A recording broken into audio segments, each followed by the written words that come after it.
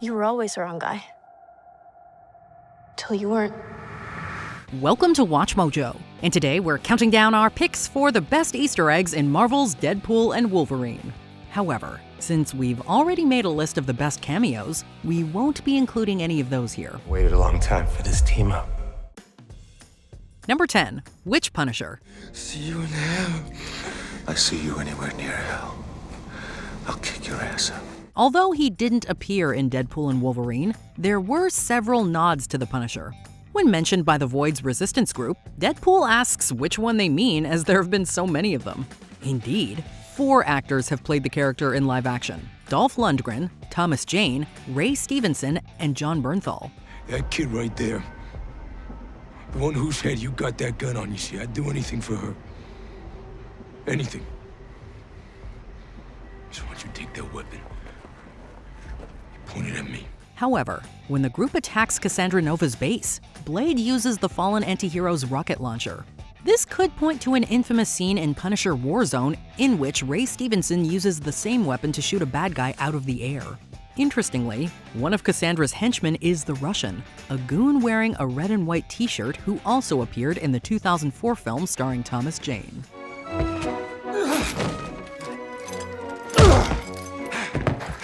Number 9, All in the Family.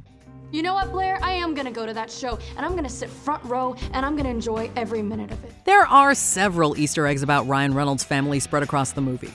Before Deadpool fights TVA agents during the opening, he tells the audience there are 206 bones in the human body, but 207 if he's watching Gossip Girl. This joke references Reynolds' wife, Blake Lively, who starred in the show. Before he and Wolverine fight in the Deadpool variants, Nicepool mentions that Ladypool just had a baby.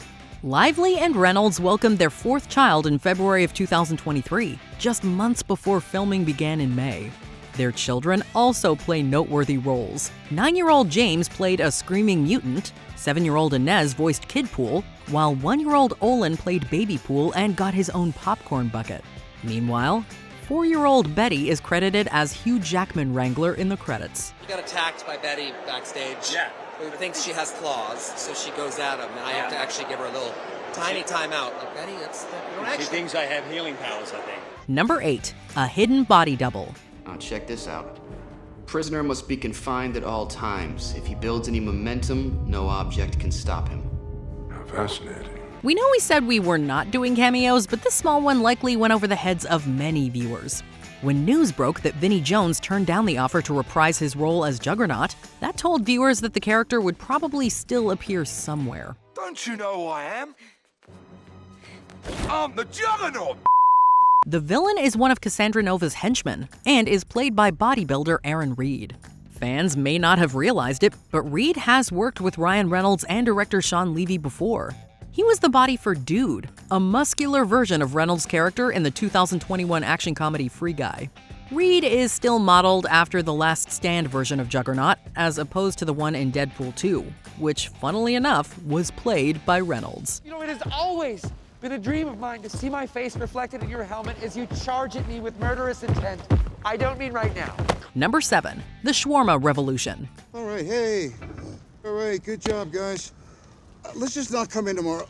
Let's just take a day. There are many ways in which Deadpool tries to be worthy of the heroes who came before him. In addition to idolizing the Avengers, Deadpool is fond of their post-battle meal. After the climax, he suggests getting shawarma with Wolverine. While eating, he makes a remark about the Avengers inventing it. This, of course, is a callback to the group's 2012 team-up, in which Iron Man requests shawarma after the big fight since he's never tried it. You ever tried shawarma? There's a shawarma joint about 2 blocks from here. I don't know what it is, but I want to try it. While it's obviously a joke that they invented it, the film did have a huge impact on making many of us in the West aware of it. In fact, after it debuted, sales of shawarma skyrocketed in major US cities like Los Angeles and Boston. Stop, you seeing this? Seeing, still working on believing. Number 6, the friendly neighborhood Stan Lee. You know, I guess one person can make a difference. Enough said. For an extremely long time, Marvel legend Stan Lee cameoed throughout live-action Marvel movies, even those before the MCU. Following his death in 2018, it seemed like the last time we may see him on screen were his posthumous cameos. However, Deadpool and Wolverine did include a nice reference to Lee. Excelsior. The fight against the Deadpool variants eventually takes the heroes into a bus. You might not have noticed given all the carnage, but the bus has an ad on the side. It's for a company called Stanley Steamers, featuring the likeness of a smiling Lee with the tagline, "Your friendly neighborhood cleaners," a clear nod to Spider-Man, one of his most famous co-creations. Don't make me come down there, you punk. Number 5. Lifefelds Just Feet. I don't know how to thank you, but I do know how to hug you. Right before the Stan Lee Easter egg is a reference to Deadpool's own co-creator. The fight against an army of Deadpools begins in front of an orthopedic store called Lifefelds Just Feet. Comic fans will know Rob Liefeld as one of 2 who first gave Deadpool his voice, along with Fabian Nicieza. It isn't just a nod to Liefeld, though.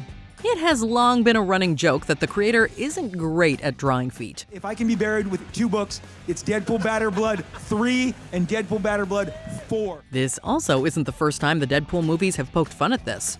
There's also a line in Deadpool 2 about his inability to draw feet when Domino, who debuted in the same issue of the New Mutants as Deadpool, is being interviewed for X-Force. I mean, luck?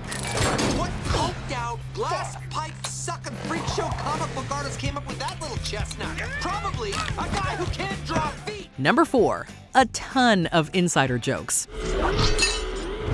Remember me?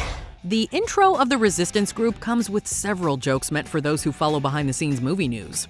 Gambit mentions feeling like he was born in the void, referencing that Channing Tatum's solo movie never got made. I think it was really at an interesting mark in the trajectory of the superhero movies that it was a bit of a paradigm shift, and we were trying to make something at a time and trying to do some different things, and we just kept running into doors. Elektra seems pretty okay that Daredevil didn't survive. Funny considering Jennifer Garner starred alongside now ex-husband Ben Affleck in the 2003 film. Deadpool aims a similar joke at Wolverine, claiming he's let himself go since the divorce. Hugh Jackman and Deborah Lee Furness announced their separation in September 2023. Blade tells Deadpool he doesn't like him, and gets the response, "You never did," a reference to the actor's tumultuous relationship while filming Blade Trinity. I'm sorry, I ate a lot of sugar today. He also claims there will only ever be one Blade, triggering Deadpool's knowing look into the camera, a nod to Mahershala Ali's struggles in getting the MCU project off the ground. Number 3. Relics in the Void. Do what you were made for. The Void is a treasure trove of Easter eggs. Buried in the sand, you may spot Thor's helmet, Cap's World War II-era shield, and the corpse of a Chitauri Leviathan from the Avengers. I'm bringing the party to you. There are also a ton of iconic Marvel vehicles. Cassandra's group of villains have repurposed Red Skull's car from the first Captain America movie, as well as a Fantastic car, which has yet to appear in any of the Fantastic Four films. Scattered throughout the wasteland, you can spot a S.H.I.E.L.D. helicarrier, Peter Quill's ship from Guardians of the Galaxy, and a Black Order ship from Infinity War. Deadpool and Wolverine even use a Sentinel boot to escape Cassandra's forces after their first run-in. Additionally, the stone carving of Scarlet Witch from Multiverse of Madness can be seen in the Resistance group's hideout. You break the rules and become a hero.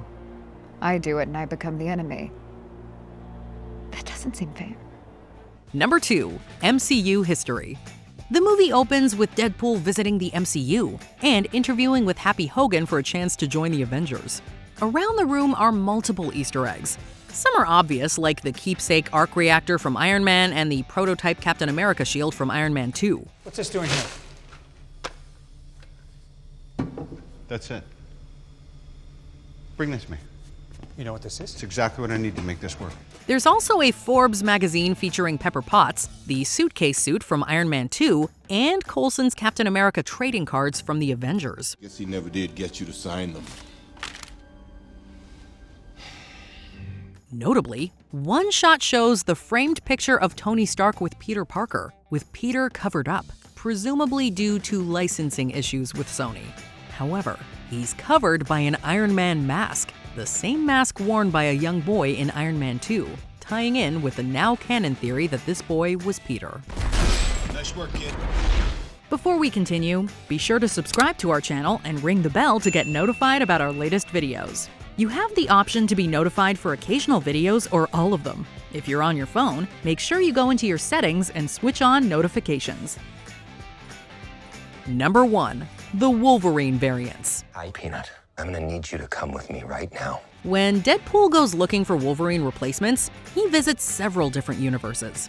In addition to the comic-accurate Short King and the Henry Cavill cameo, many were great nods to the character's storied history. And none of them was particularly happy to see Deadpool. Hell. I don't suppose you got any interest in talking this out. The Merc has confrontations with Patch, an alter ego for Wolverine undercover. We also get Old Man Logan and the one-handed version from the Age of Apocalypse storyline. Some reference iconic covers like the crucified Wolverine of Uncanny X-Men number 251 and one of his many fights against the Hulk in The Incredible Hulk number 340. This last one in particular causes Deadpool to geek out over the classic brown and yellow suit, just like the rest of us. Oh, crap. He's all yours, Einstein. No, Logan, we're forbidden. No, no! Did you notice any other great Easter eggs in Deadpool and Wolverine?